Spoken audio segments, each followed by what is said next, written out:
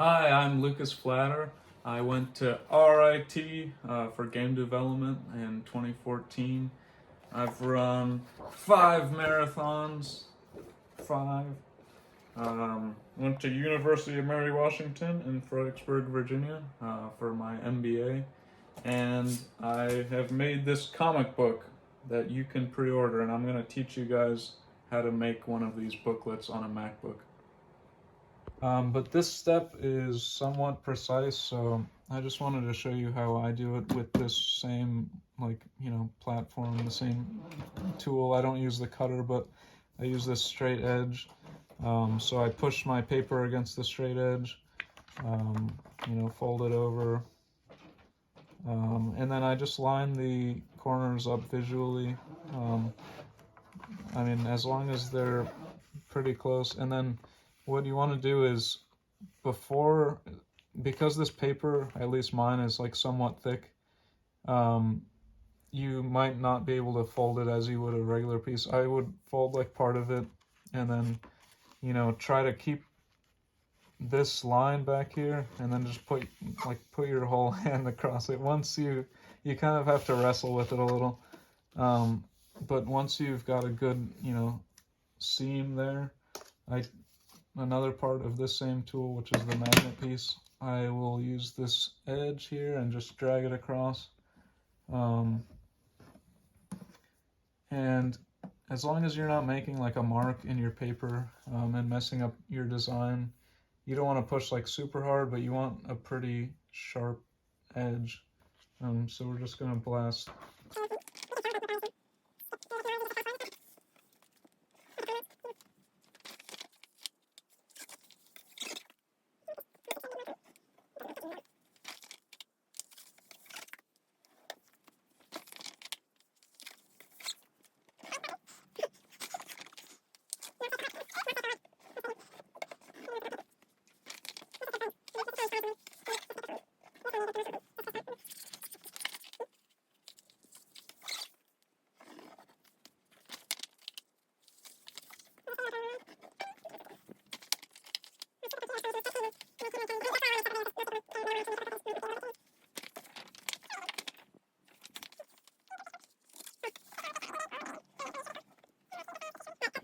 I folded them from the topmost page. The booklet was open, and then I just put them in the stack just like this, and this makes it really easy because then I'm just opening the front cover, putting this in, opening the next one, and so forth. You don't really have to think about it, as long as you line those up correctly. One time I had them flipped in some weird orientation before I started folding them, and then they were all folded in reverse, so like inside out, and that was kind of painstaking. I was able to recover that one, but you might have one of those booklets that it was handled a little more. It received a little more love than the rest of the booklets. So after this, I've already done several, visual checks, but you might as well keep doing checks to make sure the last page is where it's supposed to be. You have your blank pages correctly. There's no upside down pages. Anything can happen. Then you want to tap the whole booklet down. I want the bottom edge to be as uniform as possible, because then I could avoid cutting one of the edges. If this bottom edge is, super well done, I shouldn't have to cut anything, so I might handle it a little at this stage. Sometimes it helps to open it a little. You want them all to be in the middle, but it can help when you're tapping it down. And this looks pretty good. Just hold it, feel it, see how it looks, and make sure there's nothing majorly wrong with it before we staple it. Alright, so we just folded all of these pages, and I've gotten it tapped down pretty good on the bottom. Obviously, the more you handle it between tapping it and stapling it, you might have some pages shift around. Generally, this type of paper, I have this double-sided photo paper. It has a lot of friction, so once you kind of put them together and fold them, it pretty much maintains its shape.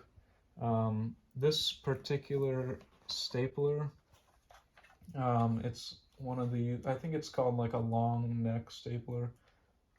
It goes in so past where a normal stapler would, so you could have a pretty massive booklet, like double this size, and still staple it with this. It does have markings, a ruler, centimeters, so you can mark where you want to staple each time. I've just used a marker, so these dark lines are where I want to put my edge. So if I see a white line, I just push it forward. This will shift around as you move the stapler around. It's not that precise. But the one thing that's frustrating about this particular design, I don't know if it's, I mean, it's probably all staplers, but it has this zero marking, and that should be exactly where the staple is going to go in. But when the stapler is on a surface and then you put your paper on top of it, you're not going to be able to see that. So pretty much just trial and error. You want like an example, maybe an example front cover that's exactly the same size as your book. Put that through the stapler on the same straight edge, and then, just do a test. You don't want it to be directly on this sharp edge. You want it to actually be slightly towards the front, and I'll show you how a good staple should look. Let me just make sure the book's good. All right.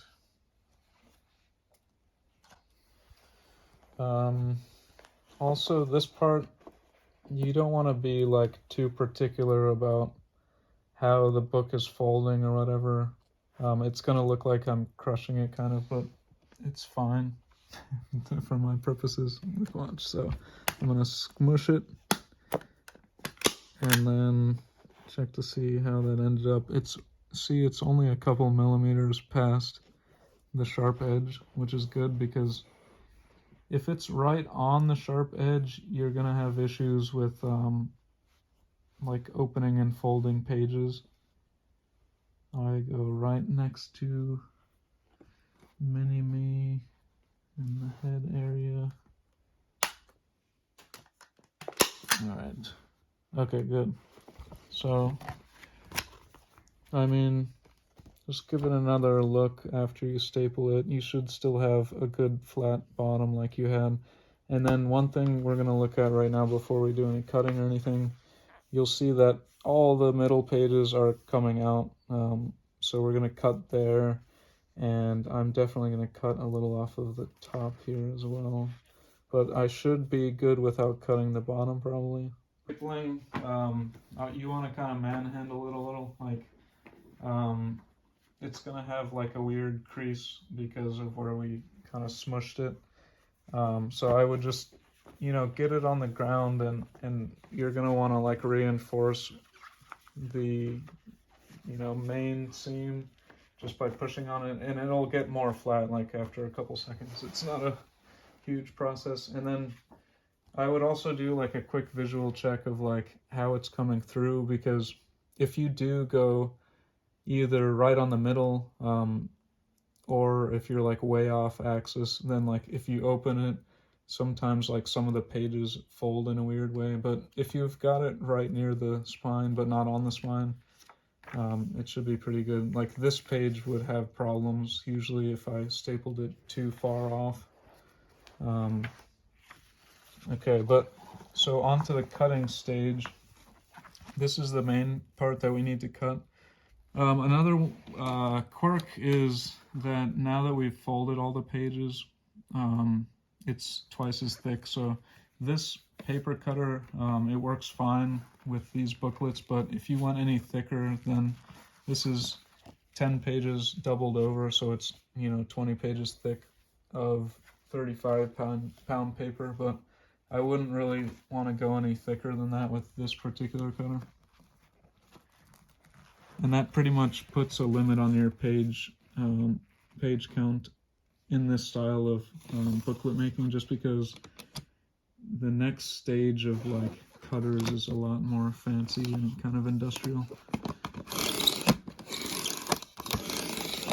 So once you take it out, just like get a quick first impression of it. What we did was we pretty much smushed it like this, and then if we pick it up, sometimes you think, oh, maybe I didn't get the cut where I wanted, but then you put it back on the table and it looks fine. So my main recommendation for once you're cutting it, after you've already stapled it, these are like the finishing cuts, maybe 2 cuts or 3 cuts at a maximum. The more, if I put this back through on this particular edge and I was saying, oh, I'm not quite happy with this, it would probably end up making it look worse. The more you overwork it, the more potential you have to, just make more mistakes. But I will show you one thing on my booklet. These sketch pages will go like all the way to the edge of the pages. So this pretty much tells me how much room I have of wiggle room on the top. Like, am I going to be able to cut off the top? And that tells me, I can. And there's a couple of other pages that, have the same kind of indication here. And I would recommend, like, when you're designing your books, either what they say is like you've got like a bleed space that's like never even touch it. I obviously put like color all the way to the edge. You might want to put images all the way to the edge, but there's a smaller space that's like your critical space. I would say like don't use any of like the top like, inch or so. And I pretty much do that with my text. If it's on one of these sketch pages, I don't really care because it's just, it is what it is. So I am going to cut that top real quick. Thing that I like to do that I've figured out over time, I think it works a little better when you cut and you have this seam. If you cut the bottom or the top, you're going to have to cut through the seam, which it is a lot thicker and like a denser amount of space, so it is a little harder to cut. But also I like to put it towards the inside of the cutter. If it's back here, I just feel like it's getting like jammed in the corner and I'm not like paying as much attention to it. If it's right here, I'm more careful and I make more precise cuts.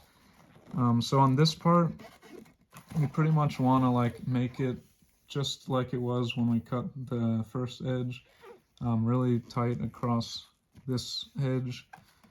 And then, like I said, I have a lot of room on the top, so there's no way that anything bad is going to happen by cutting off too much here. And it's better to have a little bit more than you need in terms of getting a good precise cut. This one, because most of them are attached to each other at this point because of the way they're folded, you might not get the scraps out of the way right away, but you can pretty much just kind of shove them aside. And then this one looks much cleaner than the last one, actually. So sometimes there's a little bit of a scuff here, but it's not very noticeable. And then I think we've got a complete product, and I'll check this page, which used to have the edge on the top, and everything looks perfect.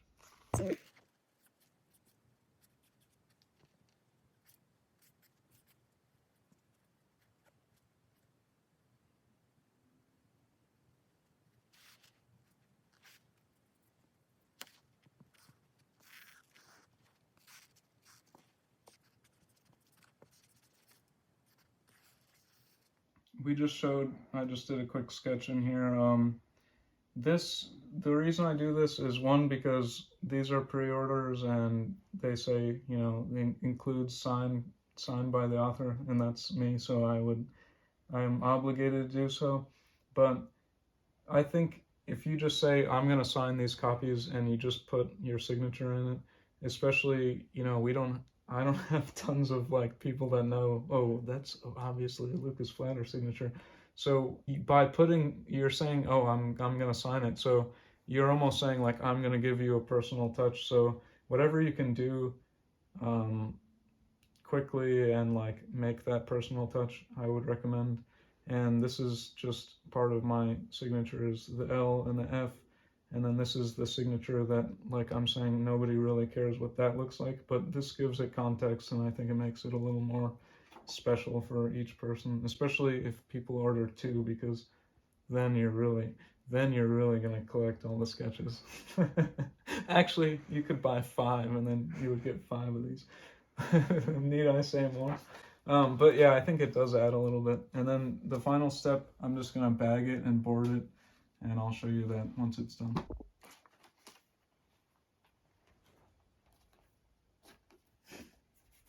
All right, so these come on Amazon. They're about 30 cents a bag with all the boards as well. So I think it's like $100 for, I mean, $29 or something. And so each of my pages of the booklet itself are about, 30 cents when you account for like ink and the paper cost. So this doesn't add very much to the cost at all. These are resealable, so like if I were to close it and I forgot, oh look, I did forget to put these stickers in. Just put them in there. I make sure it's tight. I've had issues where if I try to go in the middle, I get like all these bubbles across. And then these are just like the same sticker material as the included stickers. They have the logo, and I just put them right in the middle. That's another little personal touch. It makes these kind of things, rather than just throwing it in an envelope, I think it adds a little bit professional look to it, like somebody really thought about this. That's me. But that's it, it's all done. So, it takes maybe 30 minutes on the printer, 20 minutes finishing on each of these. So that's what you're getting. And if you want to know how to actually do this, I have a whole huge long video that includes the paper cutter, information about the printer, and the software I use on the Mac, so you can make one of these yourself if you have this expensive printer.